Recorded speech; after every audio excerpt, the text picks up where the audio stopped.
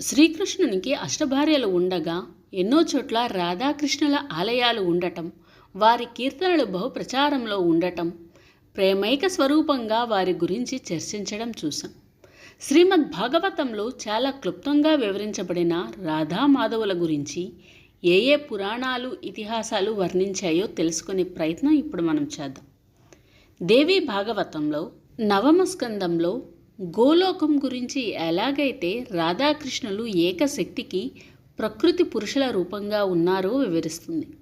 రాధాదేవి శ్రీకృష్ణ ప్రాణాధిక, అలాగే శ్రీకృష్ణుడు లేని రాధ లేదు.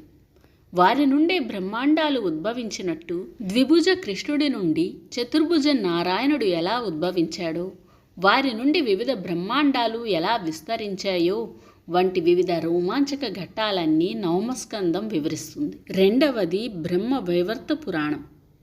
ఈ పురాణం సంపూర్ణంగా రాధాకృష్ణుల గురించి చెబుతుంది. బ్రహ్మ, ప్రకృతి, గణేశ, కృష్ణ ఖండాలుగా ఉన్న ఈ పురాణంలో సగభాగం కృష్ణఖండం. ఈ పురాణమంతా రాధాదేవి తత్వం గురించి, రాధామాధవులను అర్ధనారీశ్వర తత్వంలో వివరిస్తుంది. ఈ పురాణం ప్రకారం శ్రీకృష్ణుడే పరబ్రహ్మ, రాధమ్మే పరబ్రహ్మ మహిషి. దుర్గా, లక్ష్మి, సరస్వతి ఇత్యాది ప్రకృతి రూపాలన్నీ కూడా రాధ నుండి ఉద్భవించినవే. స్త్రీతత్వాన్ని ఎవరైనా అవమానిస్తే రాధను అవమానించినట్టు అని చెబుతుంది ఈ పురాణం. 3. బ్రహ్మాండ పురాణం. ఈ పురాణం ఉపోద్ఘాత పర్వంలో పరశురాముడు గజానుని దంతం తన పరశువుతో ఖండించినప్పుడు పార్వతీదేవిని శాంతపరచడానికి రాధా సహిత కృష్ణుడు ప్రత్యక్షమై తన సహోదరిని ఊరడింపజేస్తాడు.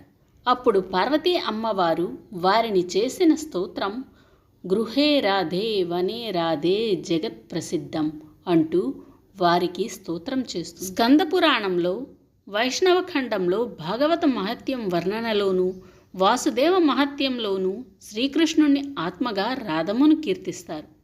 దీనిలోని గోలోక ప్రాశస్త్యం, నారదునికి రాధాకృష్ణుల దర్శన భాగ్యం వంటి ఎన్నో ఘట్టాలు వివరింపబడి ఉన్నాయి. నారద పురాణంలో నారదుడు యుగళ సహస్రనామం చేసినప్పుడు మొదటి 500 నామాలు కృష్ణుణ్ణి కీర్తిస్తే తదుపరి 500 నామాలు రాధా కీర్తన.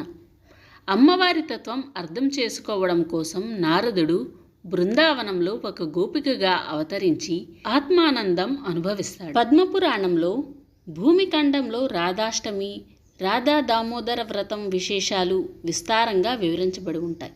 పాతాళఖండంలో రాధామాధవుల రాసలీల, వారి పరబ్రహ్మ నిరూపణ, గోలోకంలో వారి లీలలు, నందవ్రజంలో వారు చేసిన అద్భుత విన్యాసాలు, అర్జునుని అభ్యర్థన మేరకు అర్జుని అని పేరుగల గోపికగా మార్చి పరబ్రహ్మ ప్రకృతి పురుషుల దర్శనం ఇవ్వడం వంటి విషయాలు చెప్పబడి ఉన్నాయి. విష్ణు పురాణంలో 13వ సర్గలో రాసలీల వివరణ, రాధ యొక్క గొప్పదనం వంటి విషయాలు చెప్పబడి ఉన్నాయి. గర్గ సంహితలో రాధాకృష్ణుల యొక్క రాసలీలలు, వారి దివ్య ప్రబోధాలు, బృందావనంలో వారి ఆటపాటలు, అటుపై రాధ విరహవేదన, మరలా సిద్ధాశ్రమంలో వారి కలయిక వంటి అద్భుత లీలలు వర్ణింపబడి ఉన్నాయి. ఇవే కాక మత్స్య పురాణంలో, ఋగ్వేదంలో, అథర్వణ వేదములో, రాధా తపనీయ ఉపనిషత్తులలో రాధా స్తోత్రాలు ఉన్నాయని పెద్దలు చెబుతారు. ఎంతో పుణ్యం చేసుకుంటే తప్ప రాధాకృష్ణుల తత్వం తెలుసుకునే భాగ్యం కలగదని పురాణాలు చెబుతున్నాయి.